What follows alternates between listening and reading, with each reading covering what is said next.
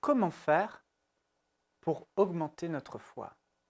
Lorsqu'on lit les récits de Jésus dans les Écritures, on voit sans cesse que Jésus reprochait aux autres de ne pas avoir assez de foi. Il reprochait à ses disciples, pourquoi manquez-vous de foi? Ayez foi en Dieu.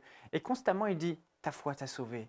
Je n'ai jamais vu une telle foi, même en Israël. Et c'est toujours la foi, la confiance que l'on met en Dieu, cette ferme assurance que l'on a que Dieu va nous exaucer, qui fait que ces personnes avaient le miracle, obtenaient le miracle dont ils avaient besoin. Et cela nous pousse à nous poser cette question. Comment faire pour avoir une foi forte? Comment faire pour augmenter, grandir dans la foi? Et je me suis posé cette question. Et au moment où je me suis posé cette question, j'avais noté sur une feuille les 3 choses qui faisaient que ma foi pouvait être solide. Parce qu'en fait, la foi, c'est simplement l'absence de doute.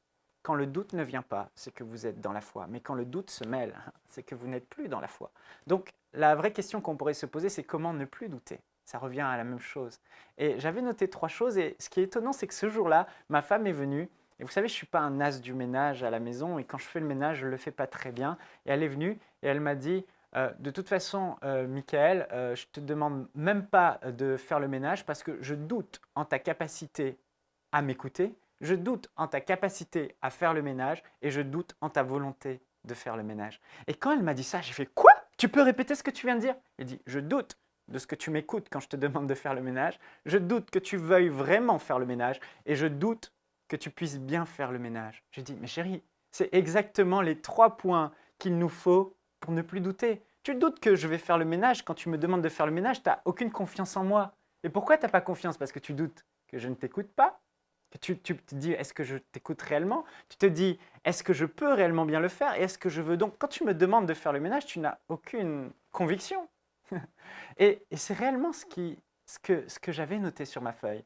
En gros, pour qu'on soit dans une conviction, pour qu'on soit sans doute, il faut qu'on soit convaincu que Dieu nous entend, qu'on soit convaincu que Dieu veut et qu'on soit convaincu que Dieu peut.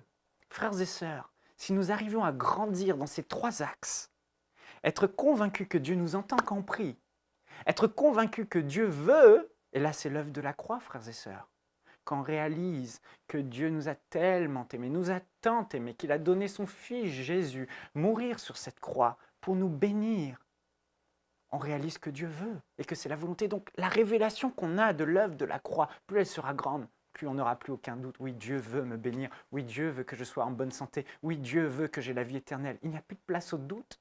Et la capacité de Dieu, quand on médite sur ce que Jésus fait, sur la grandeur de Dieu, sur sa puissance, sur sa création, quand on voit la puissance de Dieu dans la parole de Dieu, on commence à grandir dans cette révélation. Alors là, on est convaincu que Dieu peut. Donc je ne sais pas quelle situation vous traversez aujourd'hui, quel miracle vous avez besoin, mais si vous voulez bannir le doute de votre vie, il va falloir être convaincu que Dieu vous entend quand vous priez, que Dieu veut vous exaucer et que Dieu peut vous exaucer. Imaginez-vous, vous allez vers votre patron aujourd'hui dans votre entreprise et vous lui demandez une augmentation.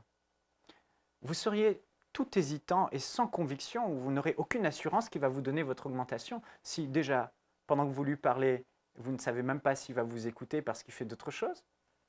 Vous ne pouvez pas être dans la foi, vous êtes dans le doute. Si vous ne savez pas qu'il veut vous augmenter, et si vous ne savez pas si l'entreprise a les moyens de vous augmenter. Mais par contre, si vous savez que votre patron est à votre écoute, si vous savez que votre patron veut vous augmenter avant même que vous ne lui demandez, et si vous savez avant que vous ne lui demandez qu'il peut vous augmenter, qu'il a les moyens et qu'il a les finances, alors là, vous arrivez devant lui avec beaucoup d'assurance et aucun doute en vous.